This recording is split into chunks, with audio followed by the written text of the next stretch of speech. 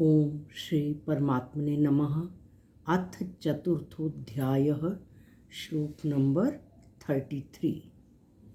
ये श्लोक है श्रेयान् द्रव्यमयाद्यज्ञाज् श्रेयान् द्रव्यमयाद्यज्ञाज् ज्ञानयज्ञः परन्तप ज्ञानयज्ञः परन्तप सर्वं कर्माखिलं पार्थ सर्वं कर्माखिलं पार्थ ज्ञाने परिसमाप्यते ज्ञाने परिसमाप्यते। इसमें कहा श्रेयान आधे न पे कौमा द्रव्यमय द्रव्य य पे कौमा मया या पे कौमा द्यज्ञाज द द्रव्यमया द्यज्ञाज द हमारा मया के साथ आएगा, द्रव्यमयात वर्ड बनेगा। हम संधि करेंगे और आगे है यज्ञात। तो ये वर्ड है हमारा श्रेयान द्रव्यमयाद्यज्ञाज आधे ज तक हमारा फर्स्ट पार्ट है।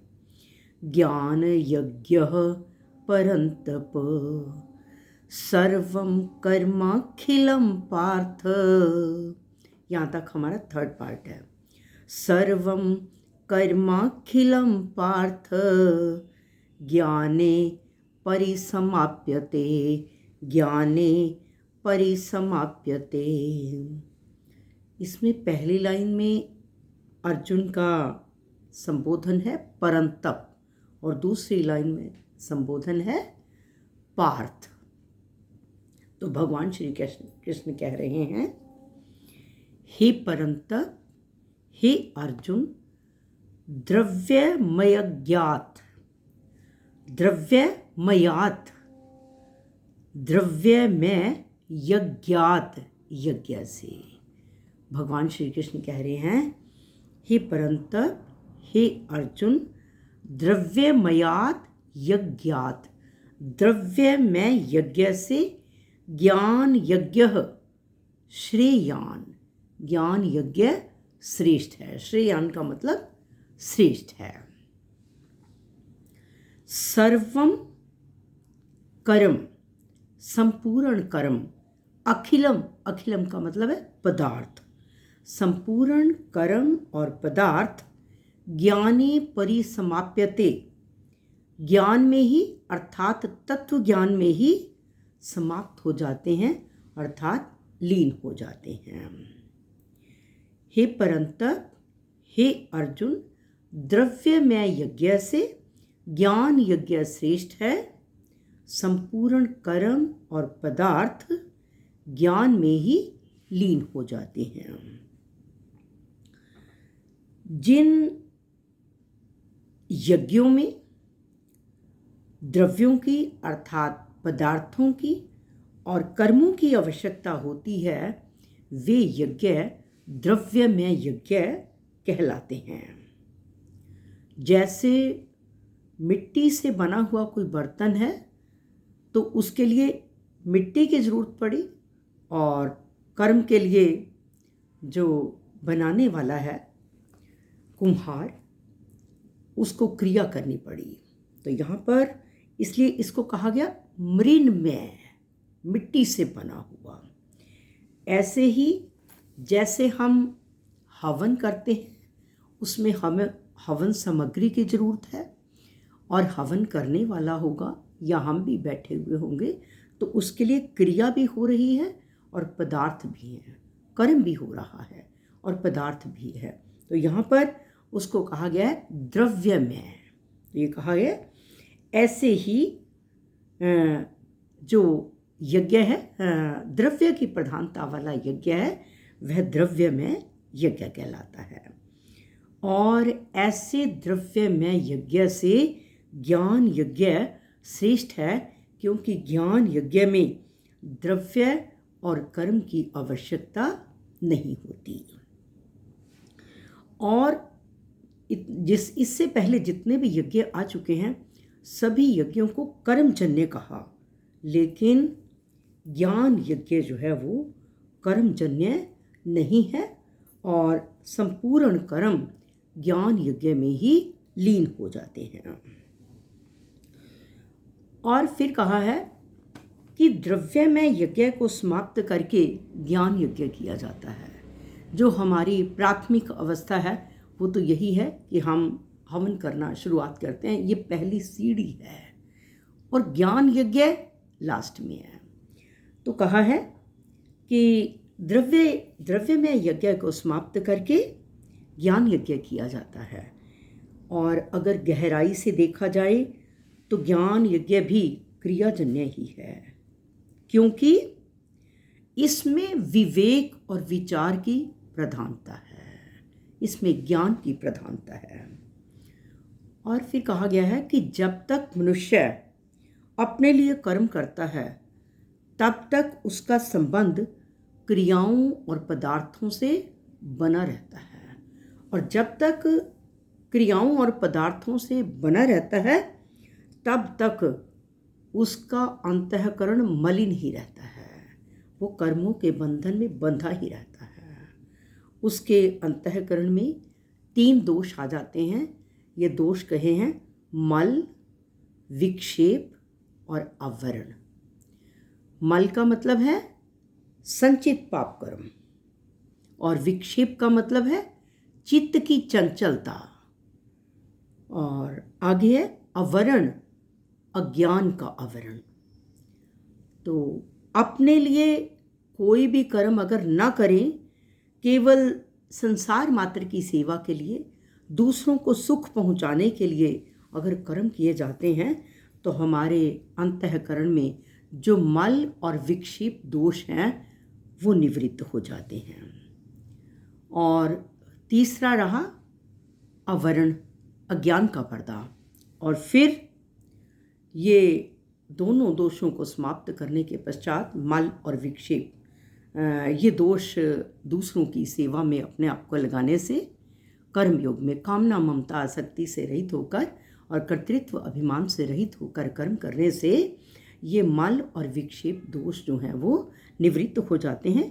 फिर मनुष्य कर्मों का स्वरूप से त्याग करके गुरु के पास जाता है अपने अज्ञान का पर्दा हटाने के लिए, और फिर उसका लक्ष्य कर्म और पदार्थ नहीं रहते, और केवल एक चिन्मय तत्व ही उसका लक्ष्य रहता है। और यही संपूर्ण कर्मों और पदार्थों का तत्व ज्ञान में समाप्त होना, अर्थात संपूर्ण कर्म और पदार्थ ज्ञान में ही, तत्व ज्ञान में ही लीन हो जाते हैं। अब हम तत्व ज्ञान को कैसे प्राप्त किया जाए, उसके लिए है कि इसमें 8 अंग बताए गए हैं तत्व ज्ञान को प्राप्त करने के लिए। पहला है विवेक, और दूसरा है वैराग्य, तीसरा षट संपत्ति, 6 प्रकार की संपत्ति, जिसमें है शम, दम, श्रद्धा, उपरति, तितिक्षा और समाधान। उसके बाद है चौथा पॉइंट है मुमुक्षुता, 5वां श्रवण, 6ठा मनन, 7वां निधिध्यासन और 8वां तत्व पदार्थ संशोधन। ये 8 अंग बताए हैं। इसमें सबसे पहला पॉइंट बताया है विवेक। कहा है कि मन को इंद्रियों के विषयों से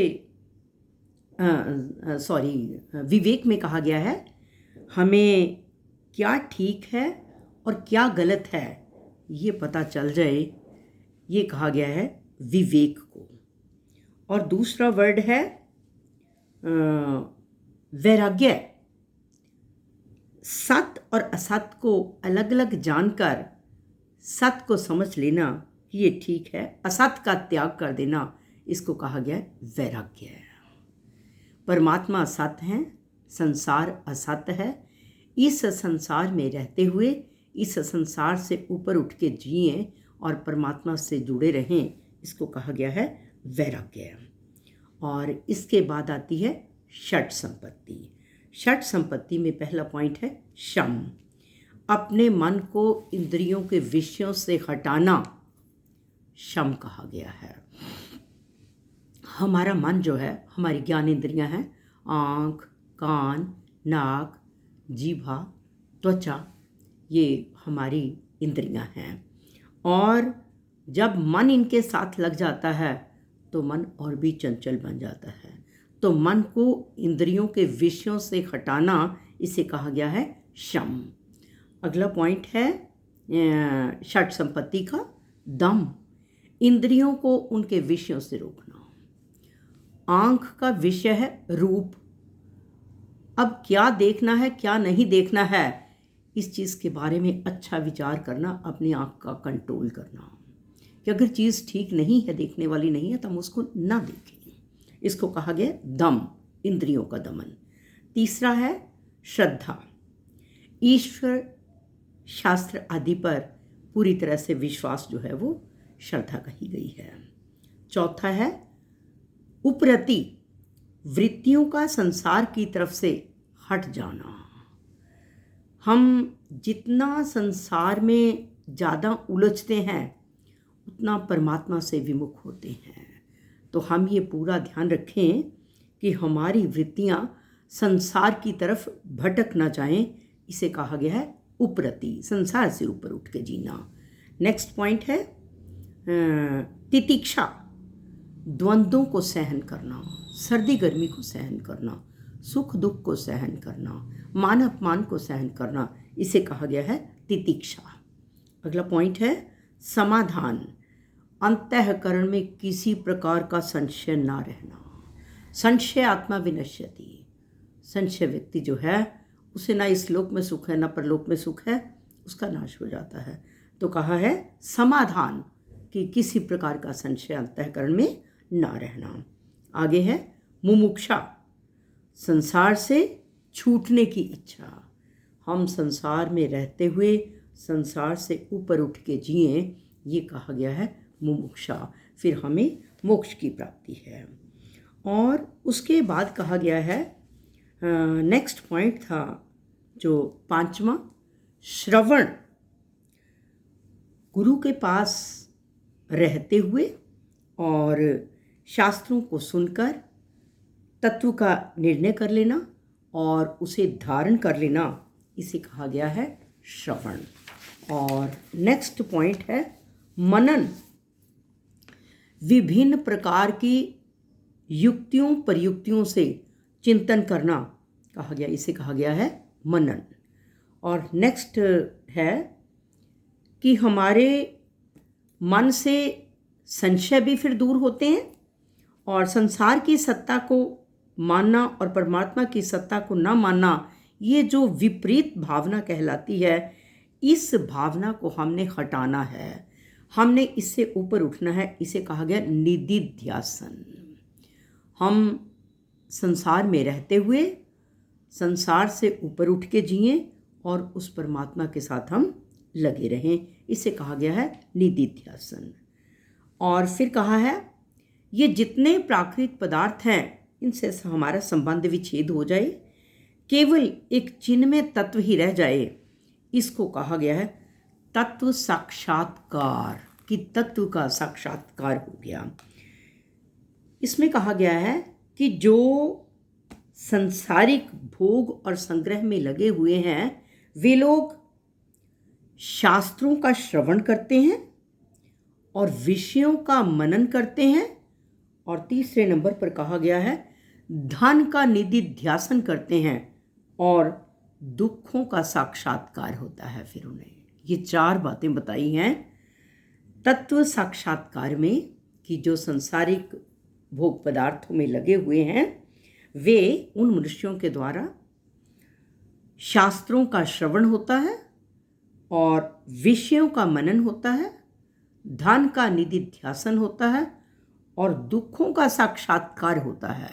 ये कहा गया है कि ये चीज़ जब हम पता चल जाए तो हम बिल्कुल एक चिन्मय हमारे लिए फिर परमात्मा ही रह जाएगा। इन चीज़ों की तरफ हम आकर्षित नहीं होंगे। और द्रव्यमय यज्ञ में क्रिया और पदार्थों की मुख्यता होती है और ज्ञान यज्ञ में केवल ज्ञान की विवेक विचार की मुख्यता कही गई है। और ज्ञान यज्ञ में संपूर्ण क्रियाओं और पदार्थों से संबंध विच्छेद हो जाता है, अर्थात इन संपूर्ण क्रियाओं और इन संपूर्ण क्रियाओं से और पदार्थों से संबंध विच्छेद होने का मतलब तत्व ज्ञान होने के पश्चात कुछ भी करना, जानना और पाना शेष नहीं रहता। केवल एक परमात्म तत्व के सिवाय अन्य कोई सत्ता रह ही नहीं जाती।